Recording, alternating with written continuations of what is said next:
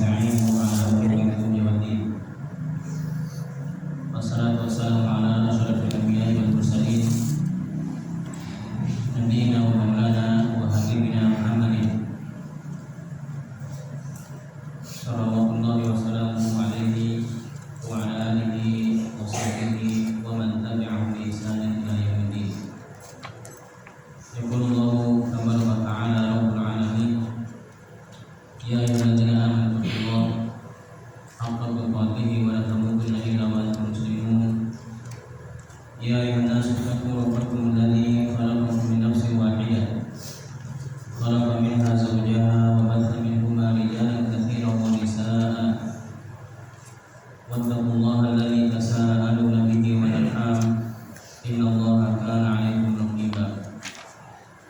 Ya ayyuhalladzina amanu taqullaha وقولوا قولا سديدا يصلح لكم أعمالكم ويغفر لكم ذنوبكم ومن يطع الله ورسوله فقد فاز فوزا عظيما. أما بعد. Para jamaah yang hormati dan semuliakan, rahimani wa rahimakumullah. Alhamdulillah, dengan Allah Subhanahu wa taala kita bisa melanjutkan majelis kita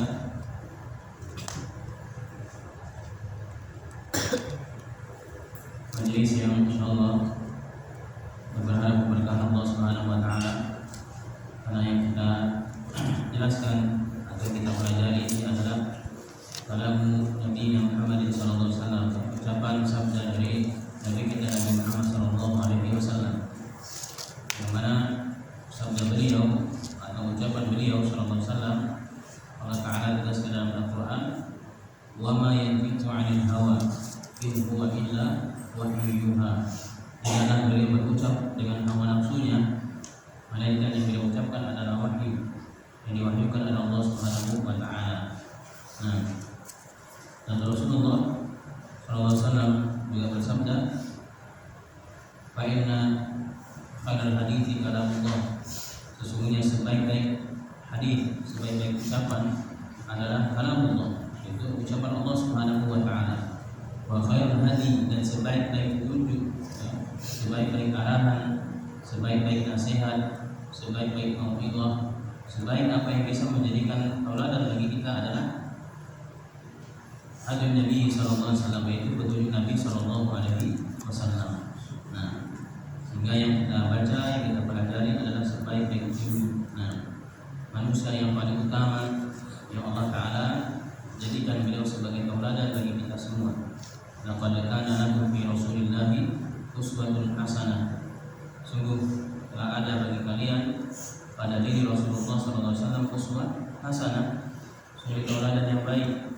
Liman kana yarjullaha wal yawmal akhir. Tentunya bagi siapa yang berharap Allah Subhanahu wa taala, yang berharap kepada Allah Subhanahu wa taala, bagi orang yang hanya berharap hari akhir, itu berharap balasan dari Allah pada hari akhir. Para jamaah yang saya hormati dan saya muliakan, rahimani wa rahimakumullah. Kita masih di hadis yang ke-6 dari hadis Nu'man bin Bashir. Nah, yang mana beliau radhiyallahu anhu mengatakan, aku mendengar Rasulullah sallallahu alaihi wasallam bersabda, sesungguhnya suatu yang halal itu jelas, dan sesungguhnya yang haram itu suatu yang jelas. Dan di antara keduanya ada umurul musyabihatun, ada perkara-perkara yang mutasyabih, ada perkara-perkara yang syubhat, yang samar. La ya'lamunna katsirun minan nas, tidak banyak mengetahuinya dari kalangan manusia.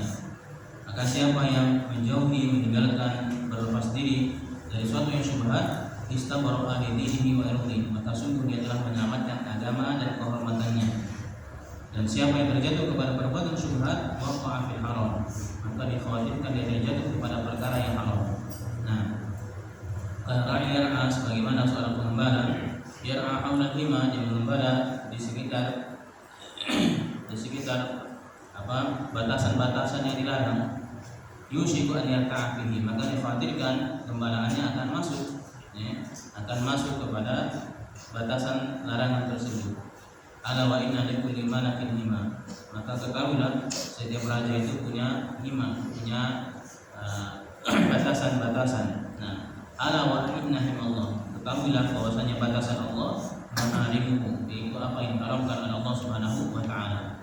Ala wa inna fil jasadi mudghah, ketahuilah bahwasanya di setiap jasad itu ada segumpal daging. Bila salahan, apabila segumpal daging tersebut baik, salahal jasadu kulluh, maka akan baik seluruh jasadnya. Wa idza fasadat, dan apabila segumpal daging tersebut rusak, fasadal jasadu kulluh, maka akan rusak seluruh anggota tubuhnya. Ala wahyul qalbu, ketahuilah bahwasanya segumpal daging tersebut adalah hati. Hadis yang diriwayatkan oleh Imam Bukhari dan Imam Muslim rahimahullah. Nah, pada pertemuan yang lalu telah kita bahas apa yang diharamkan, apa yang dihalalkan oleh Allah Subhanahu wa taala dan apa yang diharamkan oleh Allah Subhanahu wa taala.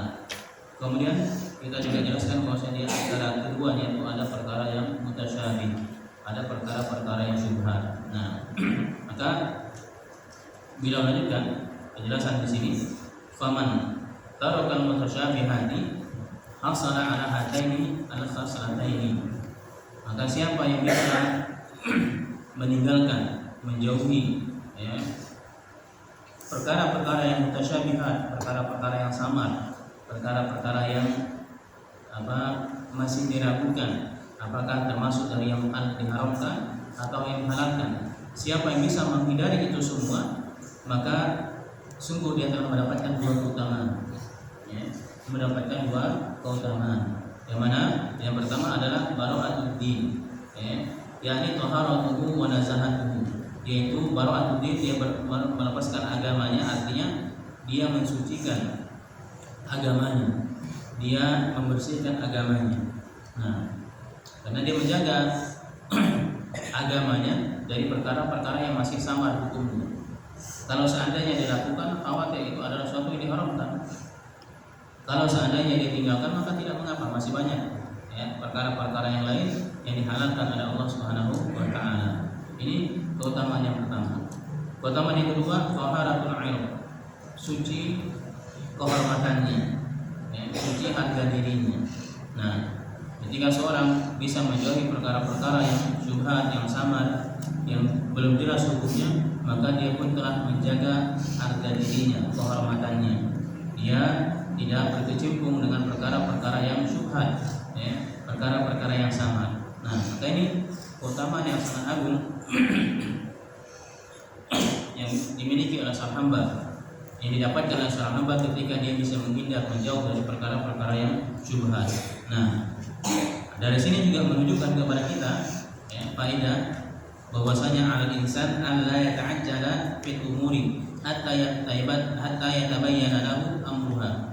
Bahwasanya bagi seseorang itu jangan dia tergesa-gesa terhadap suatu perkara. Jangan tergesa-gesa terhadap suatu perkara sampai jelas bagi dia perkaranya. Nah, sampai dia jelas perkaranya. Wa idza ra'a an-nasa yaqtanifuna fiha fa hadha yufti bi annaha halal. Kalau seandainya di sana manusia ada yang berpendapat manusia berselisih pada suatu perkara, maka sebagian ada yang mengatakan memfatwakan ini suatu yang dihalalkan, wa hadza yufti bi anna haram, kemudian yang lainnya memfatwakan ini suatu yang diharamkan, maka tawaqqafa wa bata'ana, maka berhentilah dia, menjauhlah dia darinya. Nah, kenapa? Di anna khilafa fiha dalilun ala anha mustabihatun, karena berselisihnya manusia pada perkara tersebut, apakah tergolong dari yang dihalalkan, apa yang diharamkan, ini menunjukkan hal tersebut adalah perkara yang mutasyabih, perkara yang samar, perkara yang belum jelas hukumnya. Nah, perkara yang belum jelas hukumnya. Ini, jadi jangan tergesa-gesa. Makanya dalam hadis Nabi Sallallahu Alaihi Wasallam juga bersabda, al-ajalatu minasyaiton. Ketergesa-gesaan itu adalah bagian dari syaitan. Seorang Muslim diperintah untuk ta'anni, untuk hati-hati, untuk teliti. Nah, demikian pula dalam segala hal, dalam kita menerima berita, menerima kabar, itu tidak boleh langsung serta-merta kita sebarluaskan atau kita ambil atau kita yakini hal tersebut sampai kita betul-betul yakin perkara tersebut. Nah, Allah Ta'ala menyebutkan dalam Al-Quran, ya ayyuhalladzina amanu in ja'akum fasiqun binaba'in fatabayyanu an tusibu qauman bijahalatin fatusbihu 'ala ma fa'altum nadimin. Hai orang beriman, apabila datang kepada kalian suatu berita, fatabayyanu, in ja'akum fasiqun, apabila seorang yang fasik datang kepada kalian membawa berita, fatabayyanu, maknanya tathabbatu, yaitu cross check dulu berita tersebut benar atau tidak. Kenapa? Antusibu qauman, karena bisa jadi suatu kaum itu mendapat musibah, antusibu qauman bijahalatin, karena kejahilan, tidak tahu berita tersebut, tiba-tiba langsung disebar, langsung ini kan akhirnya menjadi keributan, kericuhan. Nah, sehingga setelahnya barulah menyesal. Setelahnya baru menyesal. Maka ini bukan dari hal yang sepantasnya untuk dilakukan oleh seorang yang beriman kepada Allah Subhanahu wa taala. Maka setiap perkara yang mutasyabih, perkara yang sama, yang belum jelas hukumnya, lebih baik kita hindari. Lebih baik kita hindari. Nah, kita diberikan perumpamaan, sebagaimana ketika seseorang dia ingin menuju suatu tempat, atau dia ingin melewati suatu jalan, suatu daerah yang dia layani, dia nggak tahu. Nah, dia nggak tahu hal huwa amin wa khalid min qur'in turuq wa min sibai. Dia nggak tahu apakah di sana jalannya aman, kosong dari para penyamun, para begal, para perampok, atau di sana aman dari binatang-binatang buas. Nah, maka kalau orang belum tahu keadaannya seperti itu, yang aman bagi dia apa? Dia tetap berangkat atau dia tetap diam aja, nggak jadi berangkat? Aman bagi dia apa? Dia nggak jadi berangkat sampai dia betul-betul jelas perkaranya.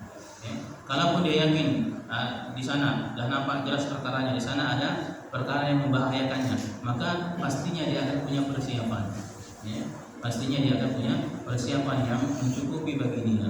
Nah, tapi bagi seseorang yang dia tidak mengetahui apakah di sana ada perkara yang membahayakan dia atau tidak, kemudian tiba-tiba dia langsung melewati, maka sama saja dia menjerumuskan dirinya kepada kebinasaan. Nah, menjerumuskan dirinya kepada kebinasaan. Makanya setelah itu Rasulullah sallallahu alaihi wasallam bersabda, nah, wa man waqa'a fi syubhati waqa'a fi haram. Siapa yang terjatuh kepada perkara yang syubhat, perkara yang samar, maka dia akan terjatuh kepada perkara yang diharamkan. Perkara yang diharamkan. Nah, ini kadang asal suatu perkara. Nah, asal suatu perkara itu asalnya sepele, asalnya kecil, asalnya ringan. Tapi ketika telah terbiasa melakukannya, akhirnya nanti apa? Mudah bagi dia untuk terjerumus kepada perkara yang besar. Perkara yang besar. Nah, maka disebutkan oleh para ulama, asal terjadi perbuatan dosa itu hal yang ringan, hal yang ringan. Nah, merasa ini tidak apa, ini cuma segini, ini cuma sepele, ini cuma demikian. Akhirnya ketika dia terbiasa dengan hal tersebut, terjerumus kepada perkara yang lebih besar, terjerumus kepada perkara yang lebih besar. Makanya tadi ketika seorang bisa meninggalkan perkara yang syubhat, dia bisa menyelamatkan agamanya, dia bisa menyelamatkan harga dirinya, kehormatannya. Nah, tapi siapa yang terjatuh kepada perkara yang syubhat, maka khawatir dia terjatuh kepada perkara yang diharamkan oleh Allah Subhanahu wa taala. Nah, para ulama ketika berselisih hukum suatu perkara, ada yang mengatakan hukumnya makruh, ada yang mengatakan hukumnya haram. Nah, karena itu suatu yang memberikan madarat terhadap seseorang. Nah, ada yang mengatakan itu boleh karena ada manfaatnya, ada manfaatnya, tapi manfaatnya sedikit. Nah, manfaatnya sedikit, manfaatnya sedikit, madaratnya lebih banyak. Sehingga yang paling mentok yang membolehkan itu suatu yang dimakruhkan, tidak disenangi. Nah, kebanyakan memfatwakan itu suatu yang diharamkan, suatu yang diharamkan. Nah, terkadang kita itu malah terbalik, suatu yang makruh itu malah untuk menjadi solusi untuk kita melakukan suatu yang harusnya kita tinggalkan. Sebaliknya, ketika ada suatu amalan, ada suatu amalan yang ulama khilaf, apakah itu hukumnya wajib atau sunnah, ya, wajib atau sunnah, sehingga dia berpendapat mengambil pendapat yang sunnah. Nah, tapi justru itu untuk menjadi perkara dia tinggalkan. Nah, ya, akhirnya apa? Beragama menurut hawa nafsu, ya, menurut hawa nafsu. Yang seharusnya dia tinggalkan menjadi perkara yang diamalkan, yang harusnya diamalkan menjadi perkara mencari alasan-alasan untuk menjadi suatu yang dia tinggalkan. Nah, ini ketika sudah terbiasa dengan perkara tersebut, nanti ya, terbiasa melakukan dosa, terbiasa meninggalkan suatu perintah. Nah, maka sungguh wasiat Nabi SAW adalah sebaik-baik wasiat, sebaik-baik petunjuk. Nah, waman ittaqa syubhat, siapa yang menjauh dari perkara yang syubhat, istabra lidinihi wa irdihi, maka sungguh dia telah menyelamatkan agamanya, menyelamatkan kehormatannya. Nah, para jamaah yang saya hormati dan saya muliakan rahimani wa rahimakumullah. Nah, kemudian setelah itu Rasulullah SAW ya, memberikan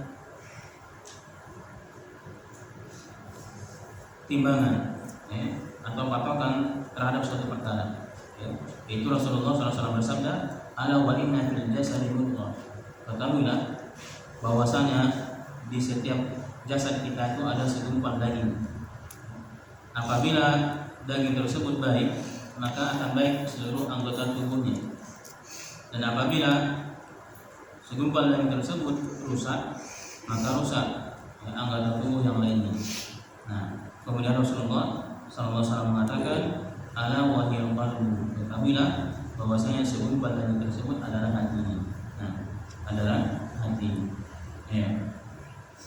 Ini menunjukkan kepada kita, nah, bahwasanya terkadang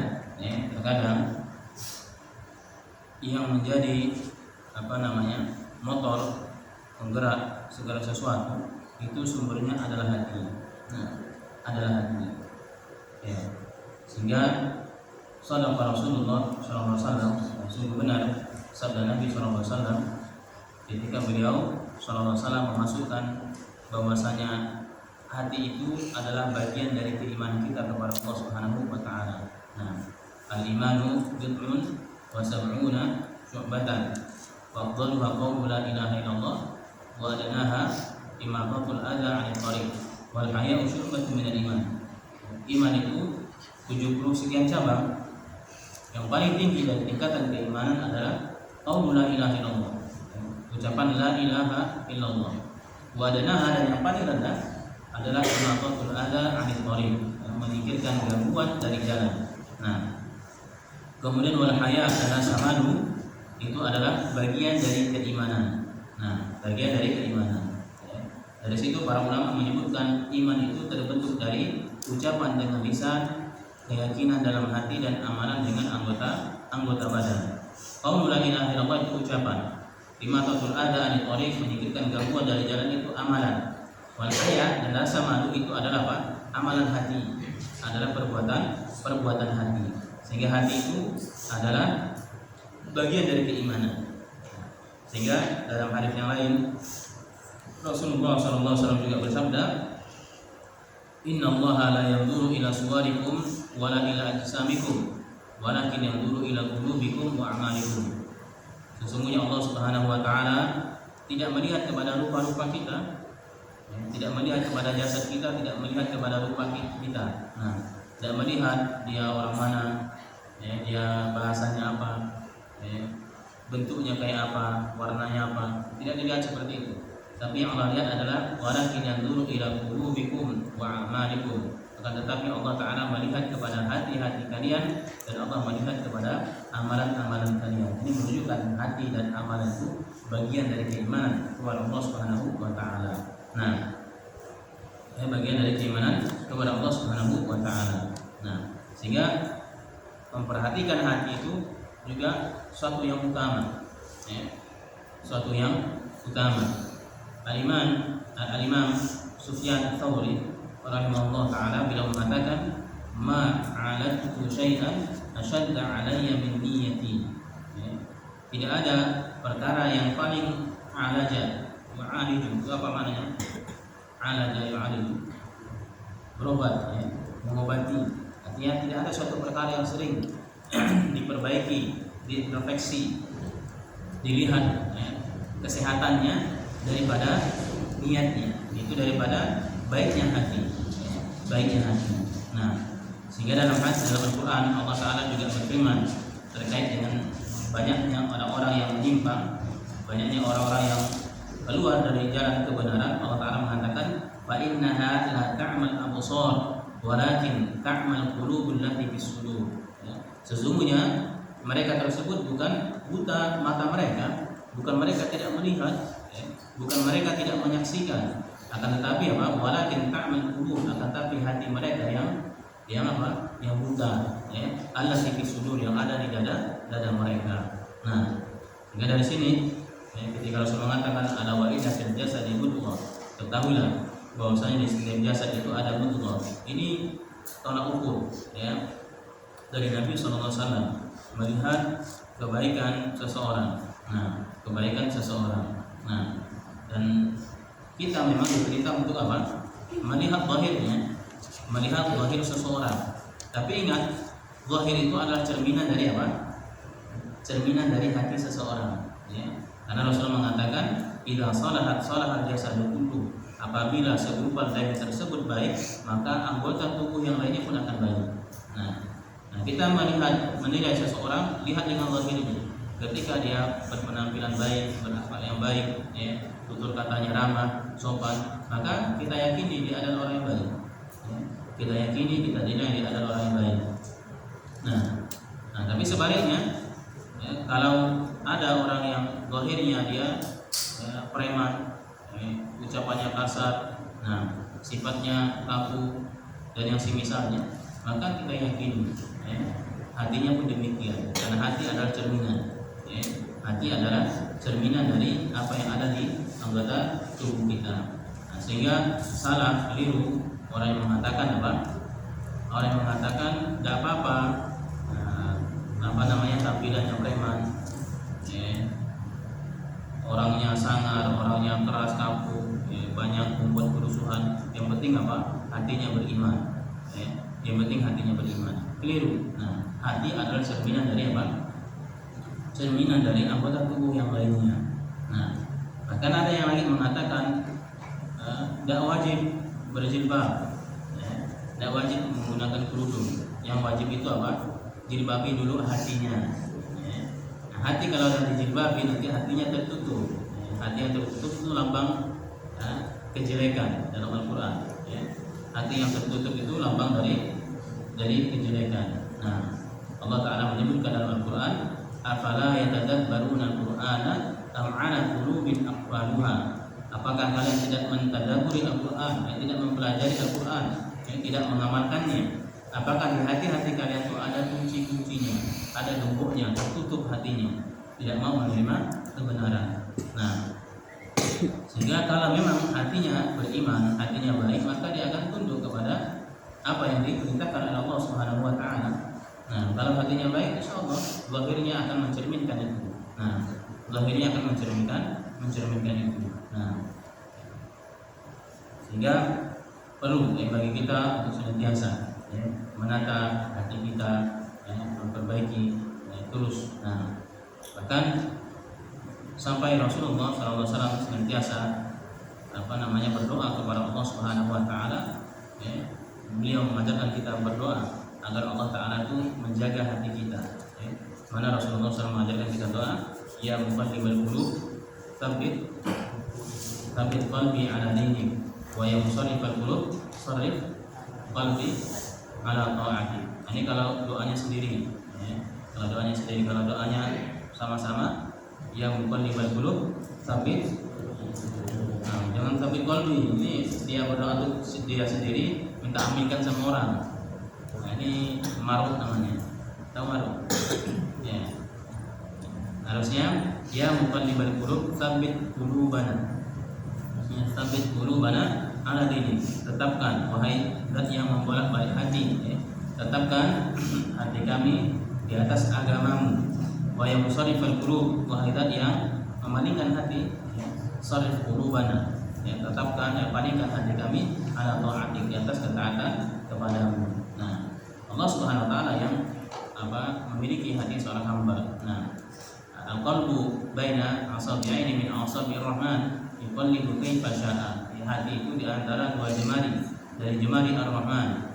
Jemari Allah Subhanahu wa taala yuqallibu kaifa syaa. Allah taala membolak-balik dari siapa yang dikehendaki oleh Allah Subhanahu wa taala. Sehingga perlu bahkan wajib bagi kita untuk senantiasa memperhatikan hati kita. Hati letak pandangan Allah Subhanahu wa taala. Bahkan pada hari kiamat Allah Subhanahu wa taala menegaskan orang yang selamat yang menghadap Allah Subhanahu wa taala adalah orang-orang yang membawa hati yang selamat. Allah taala menegaskan yauma la yanfa'u malun wala banun illa man atallaha biqalbin salim. Hari yang tidak bermanfaat harta, tidak bermanfaat anak-anak. Nah, tidak bermanfaat apapun. Harta yang dibanggakan ada orang ketika di dunia, demikian pula anak-anaknya, suatu yang menjadi kebanggaan dia di dunia. Tapi di akhir nanti itu semua tidak bermanfaat. Illa melainkan man atallah, siapa yang datang kepada Allah Subhanahu wa taala biqalbin salim, dengan hati yang selamat, dengan hati yang selamat. Nah, itu diterangkan oleh para ulama ahli tafsir. Makna hati yang selamat itu, hati yang selamat adalah hati yang selamat dari apa? Yang pertama, yang paling utama adalah selamat dari perbuatan mensekutukan Allah Subhanahu wa taala. Hatinya selamat dari kebergantungan kepada selain Allah Subhanahu wa taala. Hatinya selamat dari bertawakal kepada Allah, berserah diri kepada selain Allah Subhanahu wa taala. Hati yang senantiasa bergantung, berserah diri, bersandar hanya kepada Allah Subhanahu wa taala.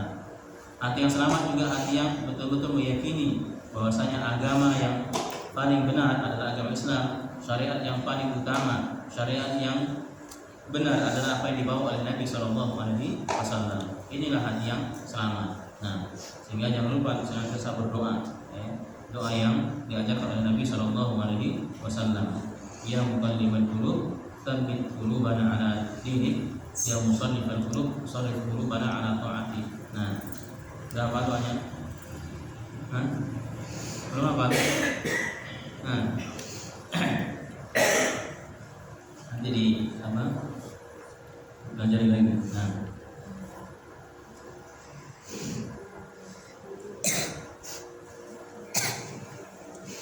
Para jamaah yang hormat tidak segerakan rahimahullah. Nah, pentingnya menjaga hati sampai dimaklumi. Nah, Imam Ibnu Qayyim rahimahullah taala menyebutkan hati itu bagi anggota tubuh yang lainnya itu ibarat seorang raja, seorang raja. Nah, dimana raja itu adalah yang berkuasa, yang akan memerintah, yang akan mengatur. Nah, maka anggota tubuh yang lainnya itu adalah apa? Adalah rakyatnya, masyarakatnya.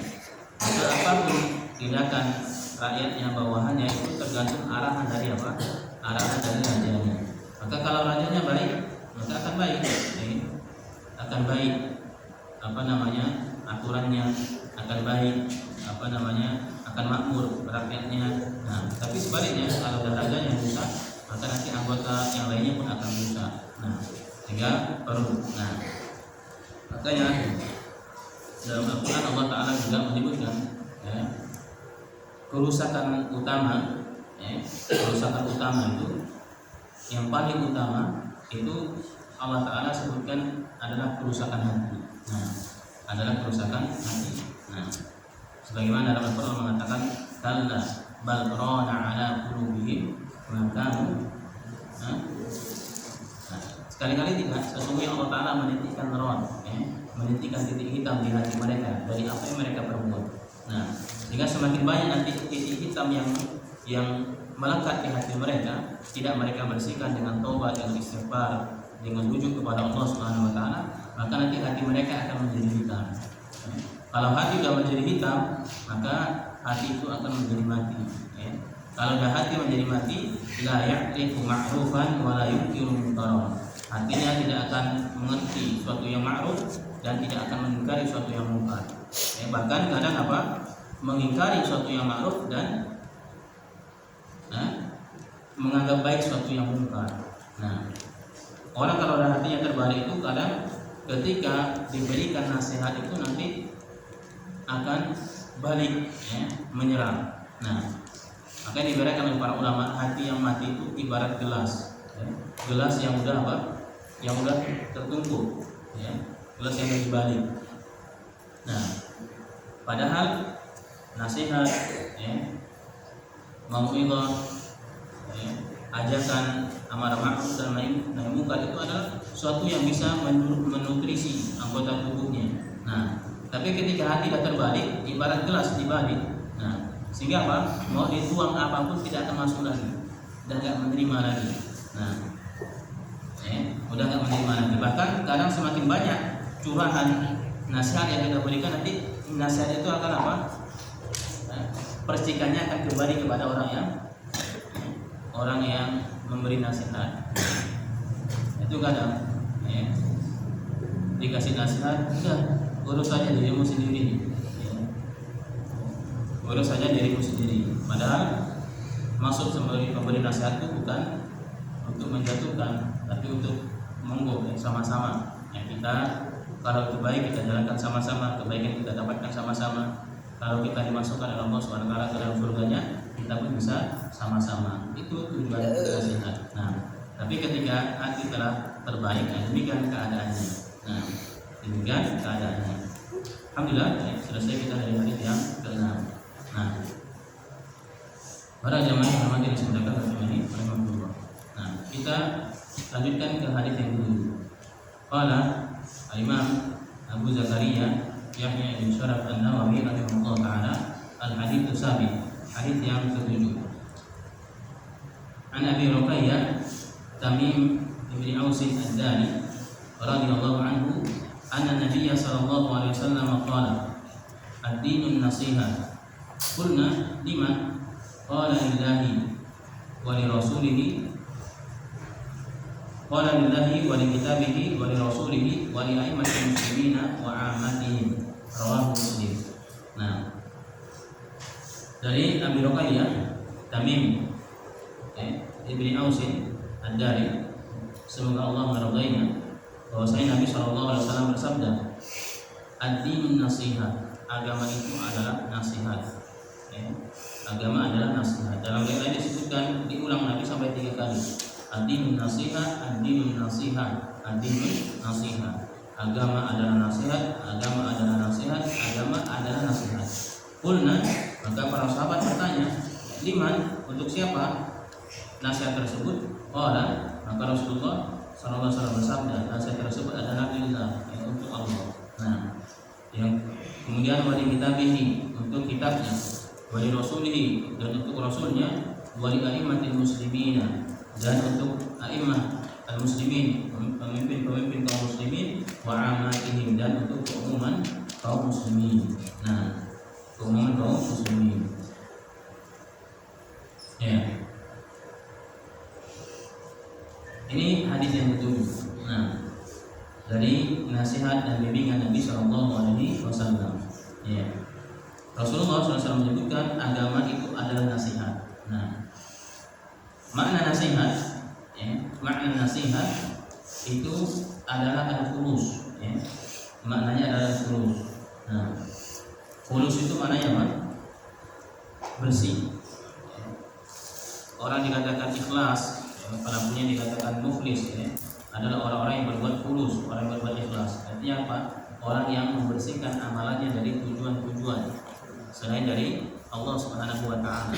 Orang yang membersihkan keinginan-keinginan dari apa? Selain Allah Subhanahu wa taala. Ini khulus. Nah, yuqalu, ketika dikatakan syai'un nasibun, sesuatu itu nasib, ya, sesuatu itu nasib, nasib itu pelakunya, isim fa'ilnya, maka maknanya adalah khalis minal ghishi, yaitu apa? Sesuatu tersebut khalis, bersih, suci dari apa? Al-ghish, ya. Ghish itu apa? Ghish itu penyimpangan, ya, kebencian, termasuk juga ghish, ya, dan semisalnya. Nah, ini makna an-nasihat, ya, yaitu khulus, ya, yaitu bersih dari kedengkian, dari hasad, ya, benci. Nah, jika dikatakan yuqalu asalun nasi, ya, asalun nasi walabanun nasi, ya, berarti maknanya apa? Asal apa asal? Hah? Asal. Mana? Madu, ya. Asal nasi berarti apa? Madu murni, ya. Madu murni. Nah, bersih, ya. Laban nasi berarti apa? Susu murni. Nah, yaitu apa? Khalisun min al-ghishi wal ikhtilat ar-radhi'ah. Yaitu apa? Bersih dari apa? Tipuan, bersih dari tadi hasad, dengki, iri, dan juga apa? Al-ikhlati ar-radhi'ah, bercampur dengan bersih dari campuran-campuran yang rendah, yang hina, yang jelek. Nah, ini makna apa? Makna ad-din, makna apa? Makna nasihat. Nah, sehingga ketika Rasulullah SAW mengatakan ad-dinu nasihat, agama itu adalah nasihat. Nah, sehingga dari makna yang lain, makna nasihat itu adalah apa? Iradatul khairi lil ghairi, yaitu kita menginginkan kebaikan untuk orang lain, menginginkan kebaikan untuk orang yang lain. Nah, sehingga apa?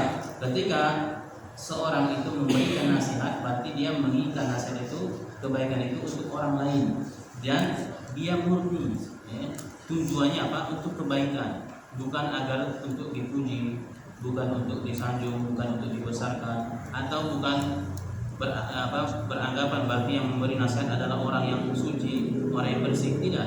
Nah, tidak demikian. Nah, karena itu keluar dari makna nasihat, keluar dari makna nasihat. Nah, sehingga ketika dikatakan ad-dinu nasihat, agama adalah nasihat, adalah al-khalisu min kulli batil. Agama itu bersih dari segala kebatilan, wa min kulli khida, bersih dari segala tipuan, wa makrin, sama makar, menipu, ghish, kebencian, khianat. Wa huwa dinun khalis, inilah agama yang khalis, dinun safin, agama yang suci. Nah, agama yang murni. Nah, agama yang murni. Nah, ini makna an-nasihat. Nah, sehingga ketika para sahabat bertanya, "Qulna liman?" Untuk siapa nasihat tersebut? Maka Rasul mengatakan lillah. Berarti menunjukkan bahwasanya apa?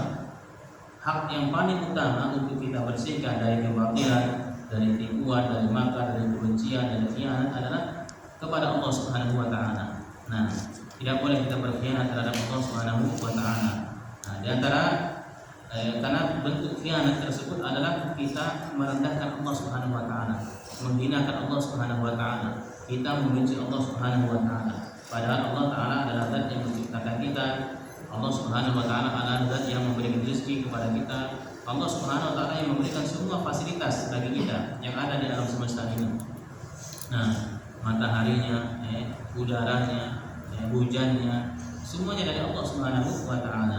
Sehingga seharusnya agama, ketika dikatakan nasihat, ketika kita beragama, maka kita harus apa? Betul-betul menghilangkan kebatilan-kebatilan dari Allah Subhanahu wa taala. Sehingga kebatilan yang paling besar adalah ketika kita mensekutukan Allah Subhanahu wa taala. Ketika kita berbuat kesyirikan kepada Allah Subhanahu wa taala.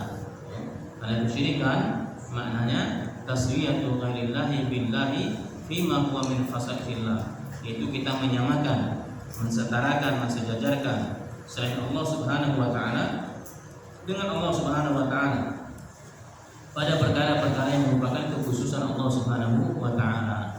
Nah, kekhususan Allah Subhanahu wa taala. Sehingga kapan kita mensejajarkan Allah, berarti kita telah melakukan kebatilan terhadap Allah. Kita telah berbuat khianat terhadap Allah Subhanahu wa taala. Terhadap sesama saja kita tidak boleh berbuat khianat. Lantas bagaimana kita berbuat khianat terhadap Allah Subhanahu wa taala? Nah, ini makanya Allah taala menyebutkan bahwasanya dosa yang paling besar itu adalah dosa kesyirikan. Dosa mensekutukan Allah Subhanahu wa taala. Cukup firman Allah Subhanahu wa taala ketika Allah taala berfirman, "Inna Allaha la yaghfiru an yushraka bihi wa yaghfiru ma duna dzalika liman yasha." Surah An-Nisa ayat 48. Allah taala berfirman, sesungguhnya Allah taala tidak mengampuni dosa kesyirikan dan Allah taala mengampuni dosa selain itu bagi siapa yang Allah kehendaki. Nah, ini menunjukkan bahwa kesyirikan adalah dosa yang paling besar, dosa yang tidak ada dispensasi dari Allah Subhanahu wa taala, tidak ada maaf dari Allah Subhanahu wa taala. Diterangkan oleh para ulama bahwasanya dosa selain dari kesyirikan itu, dosa apapun selain dari kesyirikan itu, kadang Allah Subhanahu wa taala jadikan baginya sebab-sebab yang bisa diampuni dosanya. Nah, dosa selain dari kesyirikan kepada Allah Subhanahu wa taala. Nah, di antara sebab untuk diampuni dosa seseorang selain dari dosa kesyirikan, yang pertama adalah kebaikan-kebaikan yang dilakukan. Nah, kebaikan-kebaikan yang dilakukan oleh seorang hamba itu bisa menjadi penghapus dari keburukan yang dilakukan. Kemudian yang kedua, perkara yang bisa menghapus keburukan seseorang adalah musibah, bencana. Nah, ujian dari Allah Subhanahu wa taala. Nah, ujian yang ditimpakan oleh Allah Subhanahu wa taala kepada seorang hamba itu bisa menjadi kafarah, bisa sebagai penghapus dosa bagi dia. Kemudian seorang ketika berbuat dosa, kadang dosa dia diampuni oleh Allah Subhanahu wa taala lantaran doa dari saudara-saudaranya sesama kaum muslimin. Nah, saudara-saudaranya sama kaum muslimin didoakan mendapatkan syafaat dari saudara-saudaranya sama kaum muslimin. Bahkan kadang Allah Subhanahu wa taala menyebutkan Allah taala mengampuni seorang hamba, mengampuni seorang hamba dari segala dosa selain dari dosa kesyirikan kepada Allah Subhanahu wa taala. Sebagaimana disebutkan Imam At-Tamimi dalam kitab Tauhid, Allah Subhanahu wa taala berfirman dalam hadits qudsi, ya bani Adam, innaka law ataitani bi qurabil ardi khataya thumma laqitani la tusyriku bi syai'an la ataituka bi qurabiha maghfiratan. Wahai bani Adam, wahai manusia, law ataitani, seandainya kalian datang kepadaku bi qurabil ardi, dengan qurab itu sesuatu yang mendekati, artinya mendekati penuhnya bumi, bahasa lainnya terjemahannya, kalau seandainya kalian datang kepadaku dengan dosa sepenuh bumi, dosa sepenuh bumi, tapi la tusyriku bi syai'an, tapi kalian tidak datang kepadaku dengan dosa kesyirikan, tidak mensekutukan Allah Subhanahu wa taala, maka Allah katakan la ataituka, aku akan datang kepada kalian bi qurabiha maghfiratan, dengan sebesar itu pula ampunan, dengan sebesar itu pula ampunan Allah Subhanahu wa taala. Ini bagi orang yang datang kepada Allah tidak membawa dosa kesyirikan. Sehingga kadang murni itu adalah ampunan Allah Subhanahu wa taala, keutamaan yang Allah taala berikan kepada orang-orang yang tidak mensekutukan Allah, orang-orang yang tidak berbuat kesyirikan kepada Allah Subhanahu wa taala. Beda dengan keadaan orang-orang yang berbuat kesyirikan, orang-orang kafir. Allah taala menutup bagi mereka semua pintu-pintu ampunan. Allah menutup semua pintu-pintu kebaikan. Bahkan amal saleh apapun yang dilakukan oleh orang-orang yang berbuat kesyirikan kepada Allah tidak diterima oleh Allah Subhanahu wa taala. Nah, Allah taala menegaskan kepada Nabi sallallahu alaihi wasallam setelah Allah taala menyebutkan nabi-nabi sebelumnya, yang menyebutkan kisah-kisah nabi sebelumnya, Allah taala menegaskan terhadap nabi kita, walau asyraku lahabitu anhum ma kanu ya'malun. Hai Muhammad, seandainya mereka nabi-nabi sebelum mereka berbuat kesyirikan kepada Allah, mereka mensekutukan Allah Subhanahu wa taala, mereka beribadah kepada selain Allah Subhanahu wa taala, lahabitu anhum ma kanu ya'malun, maka akan gugur seluruh amalan yang mereka perbuat. Nah, ini para nabi dan para rasul, Allah sebutkan kalau mereka berbuat kesyirikan, amalan mereka akan gugur. Nah, akan gugur, tidak diterima oleh Allah Subhanahu wa taala. Nah, sehingga dosa kesyirikan betul-betul menutup segala pintu kebaikan, pintu rahmat, pintu maghfirah dari Allah Subhanahu wa taala. Maka tidak bermanfaat bagi dia ketaatan, tidak bermanfaat bagi dia kebaikan-kebaikan, amal-amal saleh, tidak bermanfaat bagi dia apapun, apakah dari doa kaum muslimin atau yang lain. Ini menunjukkan besarnya dosa kesyirikan kepada Allah Subhanahu wa taala. Karena ketika seorang berbuat kesyirikan, betul-betul dia telah memberikan kebatilan yang paling batil terhadap Allah Subhanahu wa taala. Dia betul-betul berbuat khianat terhadap Allah Subhanahu wa taala. Allah yang menciptakannya, Allah yang memberikan fasilitas dia di dunia, malah dia sekonyong-konyong beribadah, mengabdi kepada selain Allah Subhanahu wa taala. Ini yang pertama dari wasiat Nabi SAW ketika Nabi mengatakan ad-din nasihat, agama itu